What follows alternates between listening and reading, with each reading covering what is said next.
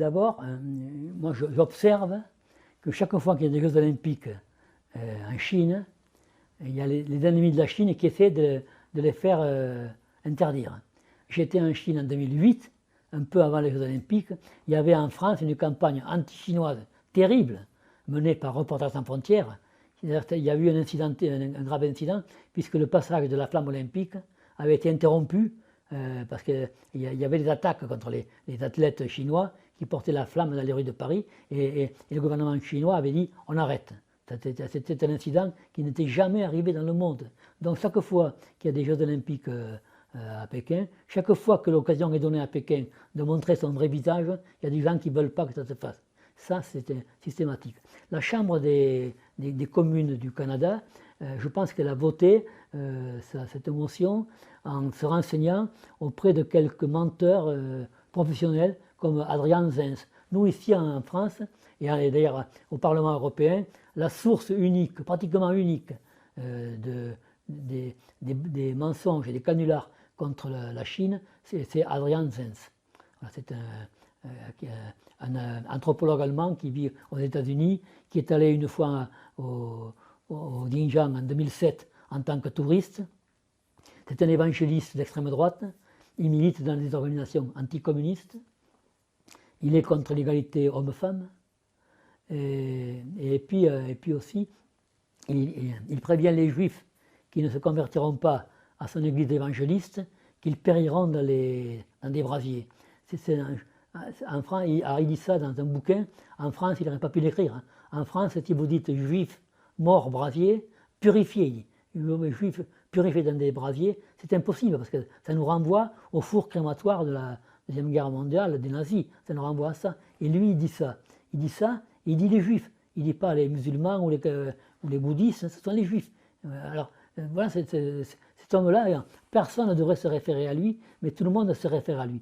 Et donc tout le monde le croit. Et ce qui s'est passé au Canada, ça s'est passé aussi au Parlement européen. Le Parlement européen aussi a voté une motion contre la Chine. Et c'est notamment un député européen d'origine français, Raphaël Glucksmann, qui a conduit ce combat. Et lui, sa source, c'est Adrian Zenz. C'est toujours pareil. Adrian Zenz, vous vérifiez, moi je l'ai fait quelquefois, maintenant j'arrête, vous vérifiez quelquefois ce qu'il dit et vous trouvez que c'est faux. Et vous apprenez que c'est faux, tout le temps. Mais c'est la source de la plupart de nos hommes politiques et de nos journalistes qui ne font pas l'effort d'aller voir plus loin. Et c'est comme ça que ça marche. C'est comme ça que les gens... L'autre jour, il y avait en France la cérémonie de César. C'est la cérémonie, ça correspond à la cérémonie des Oscars aux États-Unis. On délivre une statuette à des gens de cinéma. Le président du jury, la présidente de séance, a fait un discours introductif et il a parlé des camps de concentration des Ouïghours. C'est vous dire à quel point tout ça est généralisé. Et celui qui dit que c'est pas vrai, moi je dis souvent que avec mon livre là, ou quand je parle des Ouïghours, c'est comme si j'entrais dans une pièce où il y a tous les savants du monde, tous les évêques, qui sont penchés sur une carte à plat, et c'est la carte plate de la Terre plate. Et moi j'arrive avec un globe terrestre. Et monsieur, pas possible. Monsieur, la Terre n'est pas ronde, si elle était ronde, les petits Australiens tomberaient dans le ciel, etc. Et on en est à ce point-là, c'est qu'en fait il y a un consensus général pour dire que la Terre est plate. Et c'est ça. En fait, c'était ça à une époque, et maintenant c'est ça pour les Ouïghours. Et donc c'est très très difficile. Ça va évoluer. Hein.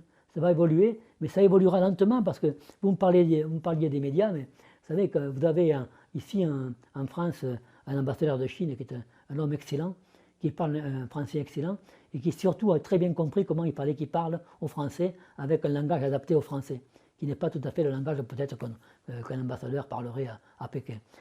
Il fait des déclarations admirables, mais qui c'est qui les publie? Personne.